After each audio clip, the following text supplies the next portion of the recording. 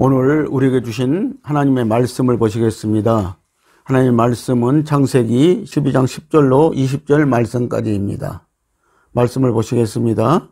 그 땅에 기근이 있으므로 아브라함이 애굽에 우거하러 하여 그리로 내려갔으니 이는 그 땅에 기근이 심하였음이라. 그가 애굽에 가까이 이를 때에 그 안에 사례더러 말하되 나 알기에 그대는 아리따운 여인이라. 애굽 사람이 그대를 볼 때에 이르기를 이는 그의 아내라 하고 나는 죽이고 그대는 살리리니 용컨대 그대는 나의 누이라 하라. 그리하면 내가 그대로 인하여 안전하고 내 목숨이 그대로 인하여 보존하겠노라 하니라. 아브라함이 애굽에 이르렀을 때에 애굽 사람들이 그 여인의 심히 아름다움을 보고 바로의 대신들도 그를 보고 바로 앞에 칭찬함으로 그 여인을 바로의 궁으로 취하여 드린지라. 이에 바로가 그를 인하여 아브라함을 후대함으로 아브라함이 양과 소와 노비와 암수 나귀와 약대를 얻었더라. 여호와께서 아브라함의 아내 사레의 연고로 바로와 그 집에 큰 재앙을 내리신지라.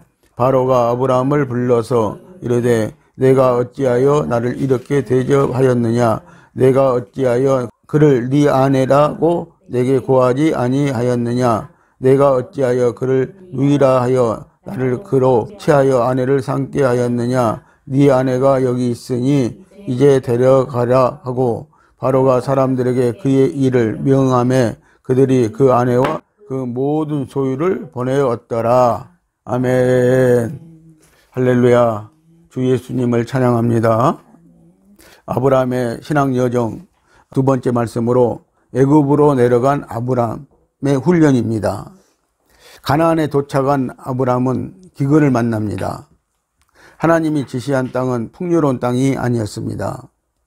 아브라함에게 믿음이 있었다면 하나님께 기도하면서 기근을 해결해 주실 것이라고 믿고 그곳에 정착을 했을 것입니다. 그러나 아브라함은 그런 믿음의 수준이 못 되었기 때문에 애굽으로 내려간 것입니다. 그때 애굽의 땅은 비옥했습니다. 그래서 점점 남쪽으로 옮겨간 것입니다. 애굽에서 훈련받은 아브라함입니다. 우리는 처음부터 애굽 세상에 깊숙이 빠진 사람은 없습니다. 아브라함은 9절에 보면은 점점 남방으로 옮겨갔더라고 합니다. 롯도 처음부터 소돔으로 들어간 것이 아닙니다. 애굽은 가나안 남쪽에 있었습니다.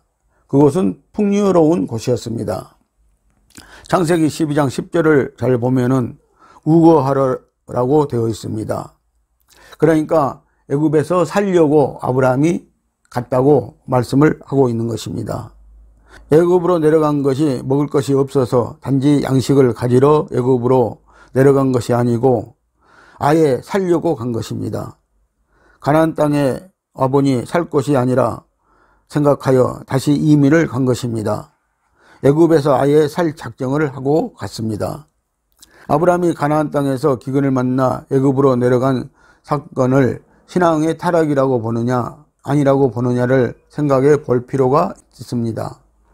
애굽으로 내려갔던 이 사건을 만약 아브라함이 갈대아 우르를 떠날 때 이미 믿음의 사람이었다면 애굽으로 내려간 이 사건은 타락이 되어집니다. 그러면 어떤 말이 됩니까? 믿음이 떨어져서 애굽에 내려갔고 수치를 당한 것이 됩니다. 그러나 믿음의 타락이 아니라면 말은 달라집니다. 성경에는 애굽으로 내려간 아브라함에 대해 하나님이 책망하시는 내용이 없습니다. 그렇다면 무엇 때문에 하나님은 아브라함을 가나안 땅에 들여보내 놓으시고 그 시점에서 기근을 보내 아브라함을 애굽으로 다시 몰아내시는가입니다. 아브라함이 가나안 땅에 도착했는데 그 땅은 그때 마치 기근이 들려 있었다는 것입니다. 그런데 하나님은 왜 아브라함을 가나안 땅으로 불러놓고 그곳에 풍요롭게 하지 아니하고 기근을 보냈는가인 것입니다. 무엇 때문에 하나님이 이런 일을 하시는가 하는 것을 생각해 보아야 합니다. 지난 시간에도 말씀을 드렸지만 아브라함이 처음부터 믿음을 가지고 출발해서 지금의 자리에 와 있지 않다는 것을 염두에 두면서 오늘의 말씀을 들어보시기를 바랍니다. 지금 아브라함은 애굽으로 가면서도 아내가 걱정입니다. 아내가 너무 예뻐서 자기의 생명이 이태로질 것을 염려하고 있습니다. 동생이면 오빠에게 후하게 해줄 것입니다. 그러나 남편이면 남편에게 후하게 해주고 아내를 빼앗아 가는 법은 절대 없습니다. 이 시대는요, 남편에게 후하게 해주고 아내를 빼앗아 가는 법은 없다는 것입니다. 죽이는 수밖에 없습니다. 그래서 누이라고 속이기로 하고 살해와 뗀 것입니다. 창세기 12장 13절 말씀을 함께 보시겠습니다. 온컨대 그대는 나의 누이라 하라. 그리하면 내가 그대로 인하여 안전하고 내 목숨이 그대로 인하여 보존하겠노라 하니라. 아멘. 이 아브라함이요, 나의 누이라고 하라고 짠 것은요, 사실은 아브라함의 누이 동생이었습니다. 이때는 친족 결혼이 가능했다는 것입니다. 창세기 12장 15절을 보면은 애굽 사람들이 사례를 빼앗아 갔습니다. 바로 왕에게 빼앗겼습니다. 그런데 어떻게 되었냐면 하나님이 사례를 도로 빼앗아 줍니다. 17절을 보면은 바로의 집에 재앙을 주어서 바로가 겁이 나서 사례를 다시 돌려주었다고 말씀을 하고 있습니다. 아브라함은 애굽까지 내려간 것에 대해서 회개한 적이 있습니까? 기도한 적도 없고 단 한 번도 회개한 적이 없습니다. 하나님도 책망하지 않으셨고 오히려 바로 왕이 회개했습니다. 하나님을 모르는 바로 왕이 왜 회개했겠습니까? 바로 왕이 아브라함의 아내를 빼앗은 것 때문에 밤새도록 꿈에서 하나님에게 혼이 난 것입니다. 바로가 얼마나 혼이 났는지 아침에 아브라함을 불러다 놓고 다 데리고 가라고 하면서 주었던 모든 재물을 다 가지고 가라고 보내주는 것입니다. 아브라함의 여동생으로 알고 16절에 보면은 아브라함에게 빈폐물로 양, 소, 노비, 나귀, 약대를 준 것입니다. 이때는 가나안 땅에는 은근 폐물로 이 아내를 데려올 때 주었는데 이 애굽에서는 짐승으로 대신한 것 같습니다. 바로 왕은 그 당시에 전 세계 문명의 최고의 통치자입니다. 그 대단한 바로가 여자 하나 뺏은 것 때문에 밤새 잠도 못 자고 하나님께 얻어맞은 것입니다.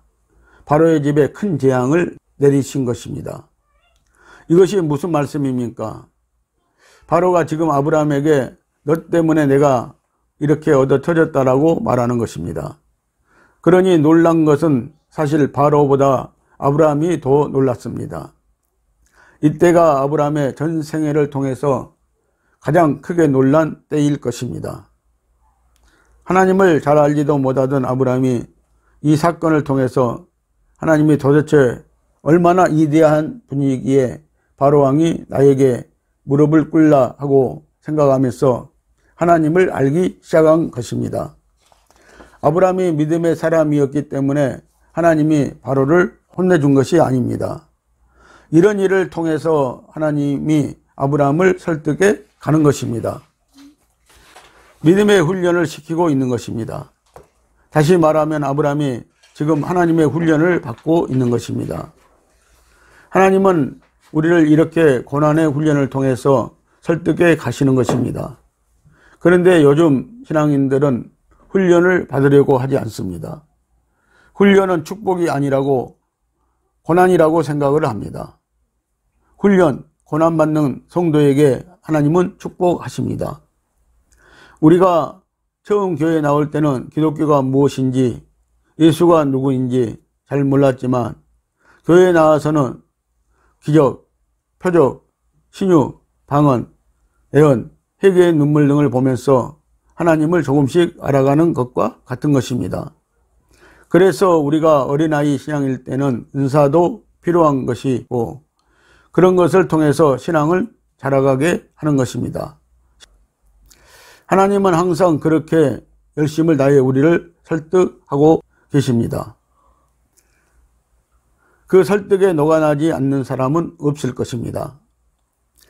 바로 왕은 아브라함이 하나님의 훈련을 받는 데 있어서 훈련 도구일 뿐입니다. 예수님이 물로 포도주를 만들고 죽은 자를 살리고 병자를 고치고 오병이어의 기적을 일으키고 하는 것도 그것들을 통해서 설득해 가는 과정인 것이지 그것이 복이 아닙니다. 창세기 13장을 보면은 담대해진 아브라함은 애굽에서 가나안 땅으로 다시 귀향하여 정착을 했으나 조카 롯의 목자와 아브라함의 목자들의 다툼으로 롯과 헤어집니다. 아브라함은 가감하게 롯과 헤어질 것을 결정합니다.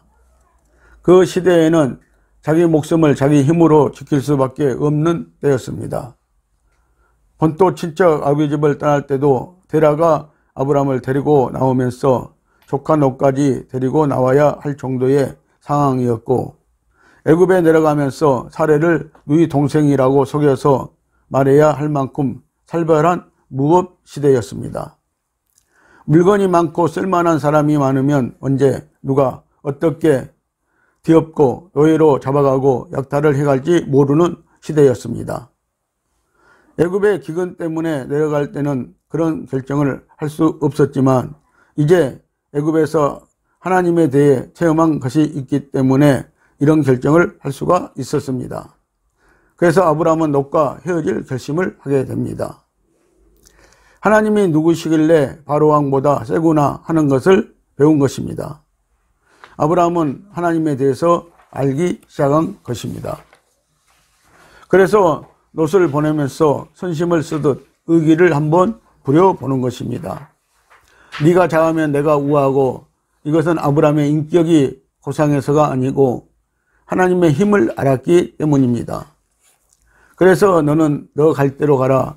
우리가 싸울 필요가 없다. 네가 이리로 가면 나는 저리로 가겠다고 하는 것입니다.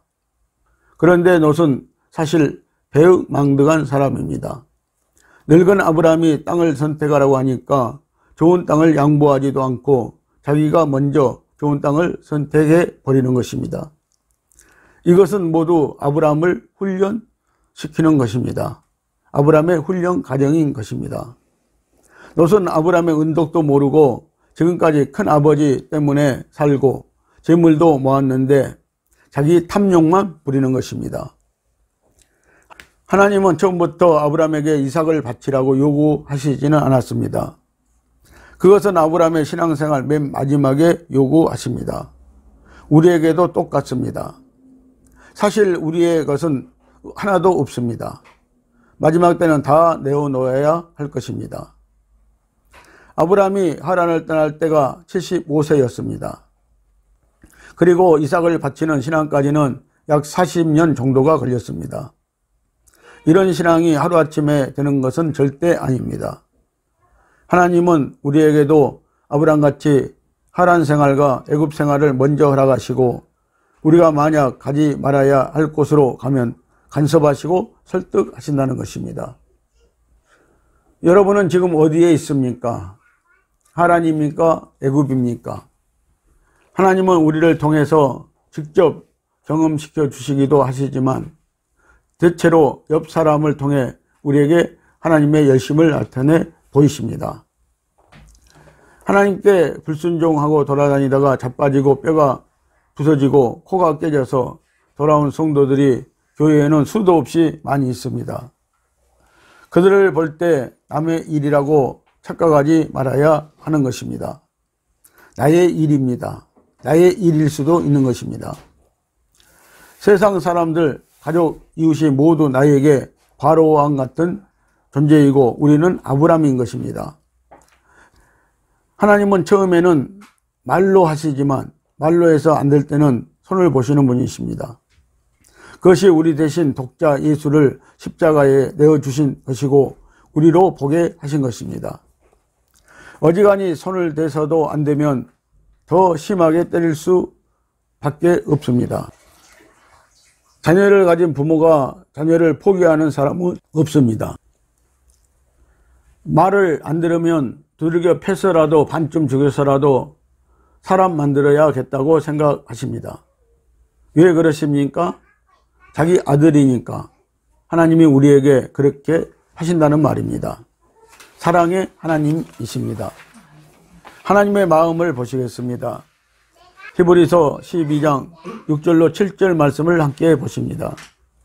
주께서 그 사랑하시는 자를 징계하시고 그의 받으시는 아들마다 채찍질 하심이니라 하셨으니 너희가 참으면 징계를 받기 위함이라.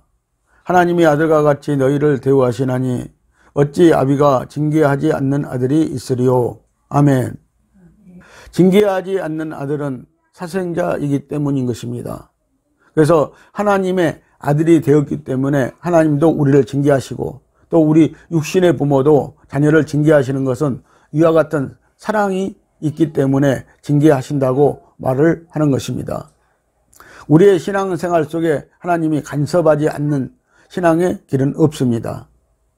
그래서 누가 무엇을 어떻게 빨리 깨닫는가가 관건일 뿐입니다.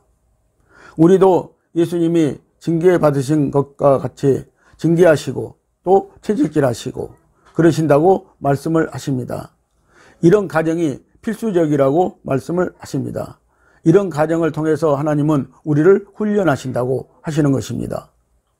성도들 중에는 창세기 15장에 가 있는 사람도 있고 17장이나 22장에 가 있는 사람들도 있을 것입니다. 15장은 아브라함에게 자녀와 땅의 기업에 대한 약속을 하시지만 아브라함이 좀 미심쩍어 하니까 하나님께서 번제를 한번 드려보자고 하시지만 번제물인 새를 아브라함이 쪼개지 않고 들여서 그 후손이 애굽에서 400년 동안 종살이를 할 것을 말씀합니다. 이것은 회개하지 않는 죄를 말하는 것입니다. 17장은 아들 이삭을 약속받고서 사레의 몸종 하갈을 취하여 이스마엘을 낳고 불순종하여 아브라함은 하나님과 13년 동안이나 교제가 단절된 사건을 말하고 있습니다. 불순종하고 성령으로 하지 아니하면은 하나님과 교제가 끊어진다는 것입니다. 22장은 아브라함이 100세에 얻은 아들 독자 이삭을 모리아산에서 번제로 드린 사건입니다. 아브라함은 여기에서 순종하여 믿음을 인정받습니다. 아브라함의 믿음을 보고 순양으로 이삭 대신 희생물을 받은 하나님은 내가 이제야 하나님을 경외하는 줄 아노라고 합니다. 이때야 아브라함의 믿음을 인정합니다. 지금 어디에 있든지 결국 우리는 모두 이삭을 바치는 단계까지 가야 하는 것입니다. 우리를 산제사로 드려야 한다는 것입니다. 우리가 알 것은 아브라함은 갈대아 우르에서부터 이삭을 요구받지 않았다는 것입니다. 아브라함 생애의 맨 마지막에 요구되는 것입니다. 성도 여러분, 열매는 영성이 된 성도에게서 거둡니다. 하나님은 되지 않는 것을 미리 달라고 하지 않으십니다. 그 수준에 이르지 않는 사람에게 심지도 않으실 뿐만 아니라 거두시는 분이 절대 아닙니다. 하나님도 심는 자에게서 거두십니다. 달란트 비율을 보면 성도들에게 5달란트, 2달란트, 1달란트를 맡겼습니다. 1달란트 받은 자에게 하나님은 악하고 게으른 종아 어찌하여 별이라도 받을 수 있도록 은행에라도 넣어두지 않고 땅속에 묻어두었느냐고 진노하시며 바깥 어두운 데로 내어 쫓으라고 하십니다. 아무것도 1달란트 받은 자는 안 한 것입니다. 믿음의 행위가 없었습니다. 하나님은 하나를 맡기고 5을 요구하는 분이 아니십니다. 더욱이 맡기지도 않고 찾지도 않으십니다. 하나님은 우리에게 주신 것을 혼자 잘 먹고 잘 살라고 주시지만은 절대 않는다는 것입니다. 그렇다고 그것을 갈대아 우르에서 성질 급하게 우리에게 아들 바쳐라 하는 식으로 하지 않는다는 것입니다. 그러나 분명한 것은 하나님은 결국 우리에게 언젠가는 이삭까지 내놓으라고 할 것입니다. 이삭을 내놓으라는 것은 자기 자신을 내놓으라는 것이고 우리에게 있는 모든 것을 다 내놓으라는 것입니다. 그래서 로마서 12장 1절을 보면은 살아있는 나를 제물로 드리라고 말씀을 하시는 것입니다. 그 단계에 갈 때까지 우리는 한 걸음씩 자라가야 합니다. 하나님은 살아계십니다. 그리고 묵묵히 우리를 설득하고 계시고 우리를 안성시켜 가고 계시는 하나님의 애정의 눈물과 오래 참으심과 긍휼과 자비와 끊이지 않는 열심이 있습니다. 우리는 하나님의 교육 방침을 잘 그래서 알아야 하는 것입니다. 디모데후서 3장 16절과 17절 말씀을 함께 보시겠습니다. 모든 성경은 하나님의 감동으로 된 것으로 교훈과 책망과 바르게 함과 의로 교육하기에 유익하니 이는 하나님의 사람으로 온전케 하며 그 모든 일을 행하기에 온전케 하려 함이니라. 아멘. 교육하시는 것, 우리를 훈련하시는 것은 그 이유는요, 이는 하나님의 사람으로 온전케 하며 모든 일을 행하기에 온전케 하려 함이니라고 말씀을 하고 계시는 것입니다. 그래서 오늘 우리가 하나님으로부터 훈련을 받아야 되고 또 교육을 받아야 되고 하나님이 우리를 의롭게 만들어 주셨을 때 우리가 온전한 사람으로서 또 행하게 온전한 사람이 되어질 수 있다고 말씀을 하고 있는 것입니다. 애굽 세상적인 삶을 빨리 정리해야 합니다. 우리는 한 대라도 덜 맞고 애굽 생활을 가능한 빨리 정리해야 합니다. 온전한 믿음을 가져서 하늘의 소망을 가지고 즐기시기를 바랍니다. 가나안 땅에서 용감히 놋을 구출해 오는 아브라함입니다. 이 사건은 참으로 엄청난 사건입니다. 가나안 땅에 최초로 9나라가 서로 편이 갈라져서 연합전쟁이 일어났는데 이 전쟁에서 놋이 희생되어 잡혀갔는데 아브라함이 용감하게 나서서 적국에 들어가 족과 놋과 그 재물을 다 찾아옵니다. 그것도 집에서 길리운 하인에 불과한 318명으로 국가의 연합군을 상대로 해서 이것은 목숨을 건 희생이었습니다. 이처럼 믿음이 생기면 목숨을 걸 수 있게 되는 것이고 형제와 이웃을 위해서 희생할 수 있게 되어지는 것입니다. 여기서 성경이 말하고자 하는 것은 아브라함의 이런 담대함의 믿음이 도대체 어디서 나왔는가 하는 것입니다. 애굽에서 훈련된 믿음에서 생긴 것입니다. 하나님을 알게 된 것입니다. 믿음이 생긴 것입니다. 신앙이 성숙한 것입니다. 아브라함 뒤에는 멜기세덱과 같은 예수님이 계셨습니다. 그래서 기독교를 체험의 신앙이라고 하지 않습니까? 체험을 통해서 믿음이 자라가는 것입니다. 체험이란 직접적인 체험만을 말하는 것이 아니고 간접적인 체험도 있습니다. 다른 사람들이 잘못해서 얻어맞은 것을 보면 아, 나도 잘못하면 저렇게 얻어맞게 되는구나 하고 눈치를 채는 것이 그것이 체험입니다. 형이 잘못해서 아버지에게 맞으면 옆에서 보고 있는 어린 동생은 벌써 눈빛이 달라지고 행동이 달라집니다. 체험을 통해서 훈련이 되는 것입니다. 우리에게 꿈을 주시는 것도 체험입니다. 아브라함이 애굽에 내려간 것은 신앙이 좋아서 내려간 것이 아닙니다. 그러나 하나님이 훈련시켰더니 이렇게 놋을 위해 목숨을 걸 정도로 신앙이 좋아진 것입니다. 이것은 아브라함의 열심으로 된 것이 아니고 하나님의 열심으로 된 것입니다. 우리가 이 자리에 있기까지 내가 온 것이 아닙니다. 하나님의 열심으로 우리를 이 자리까지 오게 만든 것입니다. 그러므로 내가 자랑할 것이 없다는 것입니다. 오직 하나님의 은혜로 감사만이 있을 뿐입니다. 사랑하는 성도 여러분, 이제 우리는 아브라함처럼 세상과 유혹을 이기는 훈련이 되어 있어야 합니다. 신앙의 여정은 고난과 환난에서 영성을 이루고 세상을 이기는 싸움에서 믿음의 영성이 이루어지는 것입니다. 다음 주는 믿음의 칭의에 대해서 말씀드리겠습니다. 기도하시겠습니다.